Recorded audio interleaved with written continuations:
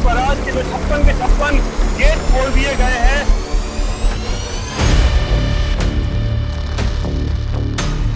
बिहार के कई जिलों में हाहाकार मचा हुआ है। भारत के लिए एक बड़ा संकट आने वाला है। नेपाल का जल अब भारत की सीमाओं में प्रवेश कर रहा है, जिससे दोनों देशों की स्थिति और बिगड़ती जा रही है। नेपाल से आ रहे इस जल का कारण क्या है? नेपाल के पहाड़ों से बहने वाला जल अब इतना प्रचंड हो गया है कि इसका नियंत्रण नेपाल सरकार के हाथ से बाहर हो गया है। मानसून के दौरान नेपाल की नदियां उफान पर आ जाती हैं और उनका सारा जल भारत की ओर बहने लगता है। भारत पर आने वाला है बड़ा संकट। भाइयों और बहनों, जो आप देख रहे हैं वह कोई छोटी बात नहीं है। नेपाल का पानी अब भारत की सीमा में घुसने लगा है और इसकी वजह से दोनों देशों की हालत बद से बदतर होती जा रही है। नेपाल पहले ही इस आपदा का शिकार हो चुका है, लेकिन अब भारत के लिए भी एक खतरनाक संकट दरवाजे पर खड़ा है। नेपाल का पानी भारत में कैसे घुस रहा है? नेपाल के पहाड़ों से बहता यह पानी अब इतना शक्तिशाली हो गया है कि इसका नियंत्रण नेपाल सरकार के हाथ से बाहर हो गया है। मानसून के दौरान नेपाल की नदियां और नाले तूफान पर आ जाते हैं और उनका सारा पानी भारत की ओर बहने लगता है। बिहार, उत्तर प्रदेश और उत्तराखंड जैसे सीमावर्ती राज्यों में बाढ़ का ऐसा मंजर देखने को मिल रहा है कि देखकर रूह कांप जाती है। नेपाल में तबाही की शुरुआत कैसे हुई? जंगलों की अंधाधुंध कटाई के कारण पहाड़ कमजोर हो गए। इन पहाड़ों से बहने वाला पानी पहले ही नेपाल में तबाही मचा रहा था, लेकिन अब यह जल सीमा पार कर भारत में भी विनाश का कारण बन रहा है। अब हम इस बाढ़ के भारत पर पड़ने वाले प्रभावों पर चर्चा करते हैं। उत्तर बिहार के सैकड़ों गांव पानी में डूब गए हैं। लोग बेघर हो रहे हैं, खेत खलिहान बर्बाद हो गए हैं, हजारों एकड़ फसलें बर्बाद हो गई हैं। लोगों का जीवन पूरी तरह से अस्त व्यस्त हो गया है और यह तो बस शुरुआत है। नेपाल से आने वाला यह पानी हर साल भारत में घुसकर इसी तरह तबाही मचाएगा। अगर कुछ नहीं किया गया तो आगे क्या होगा? लगातार पानी पड़ रहा है। आप तो जानते ही थे, जो पर्यावरण का संतुलन हो गया है, जो जलवायु परिवर्तन। अब सवाल यह है कि आगे क्या होगा? क्या नेपाल और भारत मिलकर इस संकट का समाधान निकाल पाएंगे या यह पानी दोनों देशों को पूरी तरह से तबाह कर देगा? सरकारें इस बारे में क्या कर रही हैं और कब तक जनता को इस तबाही का सामना करना पड़ेगा? हम इस मामले को पूरे विस्तार से समझाएंगे। अगर आपने इस चैनल को सब्सक्राइब नहीं किया है तो सब्सक्राइब कर लें। भाइयों और बहनों, हालात इतने खराब हो गए हैं कि लाखों लोग बेघर हो गए हैं। पानी ने ऐसी तबाही मचाई है कि लोगों के पास छत भी नहीं है। जिन घरों में पहले बच्चों की हंसी मजाक गूंजती थी, अब वहां सिर्फ सन्नाटा और पानी की आवाज सुनाई देती है।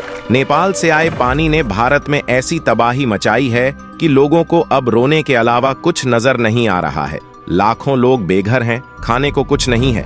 बाढ़ ने सीमा पार के इलाकों में, खास तौर पर बिहार, उत्तर प्रदेश और उत्तराखंड में पूरे के पूरे गांव तबाह कर दिए हैं। लाखों लोग सड़कों पर हैं, उनके घर बह गए हैं। जिनके घर बचे हैं, उनके खेतों में लगी फसलें पूरी तरह पानी में डूब गई हैं। उनकी साल भर की मेहनत एक झटके में बर्बाद हो गई। लोग भूखे और प्यासे हैं और मदद के नाम पर कोई ठोस व्यवस्था नहीं है। सरकारें प्रयास कर रही हैं, लेकिन यह बाढ़ हर कोशिश को निष्फल कर रही है। रातों रात घर तबाह हो गए हैं और खाने का कोई साधन नहीं है। सोचिए, जिनके पास कल तक घर था, वे आज तिरपाल के नीचे बैठे हैं। कई स्थानों पर सरकारी कैंप लगाए गए हैं, लेकिन वहां इतनी भीड़ है कि एक रोटी के लिए लंबी कतारें लगानी पड़ रही हैं। बच्चे हों या बुजुर्ग, सभी भूखे सोने को मजबूर हैं। लोग हर दिशा से मदद की गुहार लगा रहे हैं, लेकिन इस बाढ़ ने सभी व्यवस्थाओं को ध्वस्त कर दिया है। सड़कें पूरी तरह से खत्म हो गई हैं और गांवों का एक दूसरे से संपर्क टूट चुका है। केवल रोने और विलाप करने के अलावा कुछ नहीं बचा है। हालात इस कदर खराब हो गए हैं कि लोग अब खुद को पूरी तरह से असहाय महसूस कर रहे हैं। उन तक किसी मदद का पहुंचना अब नामुमकिन सा लग रहा है। लोगों की आंखों में भय और चेहरों पर निराशा स्पष्ट रूप से दिख रही है।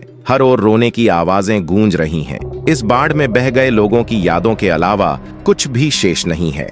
बच्चे अपने माता पिता से बिछड़ गए हैं और वृद्ध अपने जवान बेटों की लाशें तलाश रहे हैं। यह त्रासदी इतनी भयावह है कि इसे शब्दों में व्यक्त करना बेहद कठिन है। सरकार ने राहत कार्य शुरू कर दिया है, हेलीकॉप्टर के जरिए खाद्य सामग्री पहुंचाने की कोशिश की जा रही है, लेकिन मदद हर स्थान पर नहीं पहुंच पा रही है। कई गांवों में लोग अब भी फंसे हुए हैं और उनके पास खाने पीने की कोई व्यवस्था नहीं है। प्रशासन के पास इतनी क्षमता नहीं है कि वह एक साथ सभी को राहत प्रदान कर सके। अब सवाल यह है कि यह कहर कब थमेगा? कब तक लोग भूखे, बेघर और लाचार रहेंगे? क्या सरकारें इस संकट को रोकने के लिए कोई ठोस कदम उठाएंगी, या हर साल ऐसे ही लोगों को नेपाल के पानी के कारण तबाही का सामना करना पड़ेगा? नेपाल इस समय एक भयावह आपदा के दौर से गुजर रहा है, जिसे देखकर रूह कांप जाती है। हालात इतने गंभीर हो गए हैं कि ऐसा लगता है मानो नेपाल अब पूरी तरह से बर्बाद हो चुका है। पानी का ऐसा कहर टूटा है कि पूरे देश में हाहाकार मचा हुआ है। आप कल्पना भी नहीं कर सकते कि नेपाल की सड़कों पर क्या मंजर है। गांवों से लेकर शहरों तक हर जगह पानी ही पानी है और लोग अपनी जिंदगी के लिए संघर्ष कर रहे हैं।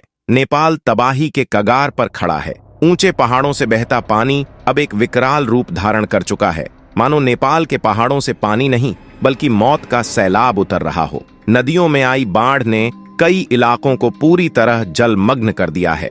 घरों की छतें पानी में डूब गई हैं और लोग अपने घरों को छोड़कर ऊंचे इलाकों की ओर भागने को मजबूर हो गए हैं। नेपाल में हालात इतने भयावह हो गए हैं कि लोग अपनी जान बचाने के लिए भागने को मजबूर हैं, लेकिन कोई सुरक्षित रास्ता नहीं सूझ रहा। सड़कों पर पानी का सैलाब है, मानो समुद्र उफान पर हो। घर, दुकान, बाजार सब कुछ पानी में बह गया है। स्कूल, अस्पताल, सरकारी दफ्तर कुछ भी सुरक्षित नहीं रहा। हजारों घर इस बाढ़ में समा गए हैं और लोग अब खुले आसमान के नीचे रहने को विवश हैं। पानी अब नेपाल का सबसे बड़ा दुश्मन बन चुका है। सरकार और प्रशासन भी इस त्रासदी के सामने बेबस नजर आ रहे हैं। हालात इतने खराब हैं कि राहत और बचाव कार्य भी बेहद मुश्किल हो गए हैं। लोगों की मदद के लिए कोई सुरक्षित रास्ता नहीं बचा और जो थोड़ी बहुत सहायता मिल रही है वह भी नाकाफी है। बाढ़ ने ऐसी तबाही मचाई है कि बचने का कोई रास्ता नहीं दिख रहा। नेपाल के हर गांव में सिर्फ तबाही और मौत का साया है। खाने पीने की किल्लत और महामारी का खतरा नेपाल के लोग इस वक्त दोहरी मार झेल रहे हैं। एक ओर बाढ़ ने उनकी जिंदगी छीन ली है तो दूसरी ओर खाने पीने का सामान भी खत्म हो चुका है। जो थोड़ा बहुत बचा था वह भी पानी में बह गया। अब लोगों के पास न तो खाने को है और न ही पीने का साफ पानी। इस गंदे पानी के कारण बीमारियों के फैलने का खतरा भी बढ़ गया है। हर तरफ बस पानी ही पानी है और इस पानी में लोग बीमारियों की चपेट में आ रहे हैं।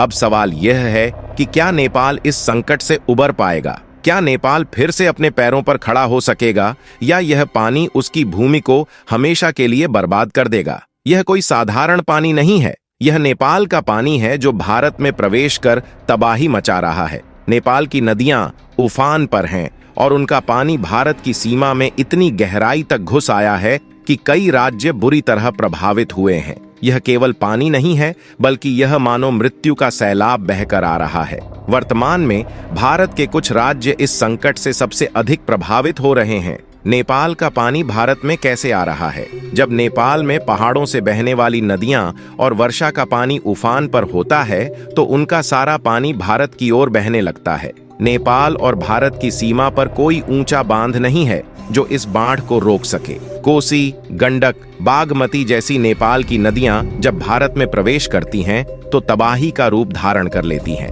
नेपाल में जल भराव के कारण इन नदियों का पानी लगातार भारत के सीमावर्ती राज्यों में प्रवेश कर रहा है। पहाड़ों में भारी बारिश के चलते ये नदियां उफान पर हैं। सबसे ज्यादा प्रभावित राज्य हैं बिहार और उत्तर प्रदेश। खासकर बिहार में हालात बेहद खराब हैं। गांव के गांव पानी में डूब चुके हैं। नेपाल से आने वाली कोसी नदी को यूं ही बिहार का शोक नहीं कहा जाता। हर साल कोसी अपने रास्ते में आने वाली हर चीज को तबाह कर देती है। खेत खलिहान और घर सब कुछ पानी में डूब चुके हैं। लाखों लोग बेघर हो गए हैं और जिनके पास खाने का इंतजाम था वह भी खत्म हो गया है। उत्तर प्रदेश में नेपाल के पानी का असर पूर्वी जिलों में भी स्पष्ट रूप से देखा जा रहा है। नदियां किनारे तोड़कर गांव-गांव में घुस रही हैं। सड़कें मिट गई हैं, जिससे गांवों का आपस में संपर्क पूरी तरह टूट गया है। इस बाढ़ ने पूरे इलाके में हाहाकार मचा दिया है और जगह जगह लोग पानी में फंसे हुए हैं, जबकि किसी के पास खाने पीने का कोई इंतजाम नहीं है। और दोस्तों, सबसे चिंताजनक बात यह है कि यह बाढ़ हर साल आती है। अब सवाल यह उठता है कि अगर इस समस्या का कोई ठोस समाधान नहीं किया गया तो क्या भारत और नेपाल को हर साल इसी तरह की तबाही का सामना करना पड़ेगा? इस विषय पर आपकी क्या राय है? कृपया अपनी टिप्पणियां साझा करें और इस वीडियो को लाइक और शेयर करना न भूलें। हमारे चैनल को सब्सक्राइब करें और बेल आइकन दबाएं ताकि आपको हमारे आने वाले वीडियो की सूचना सबसे पहले मिल सके। जय हिंद, जय भारत।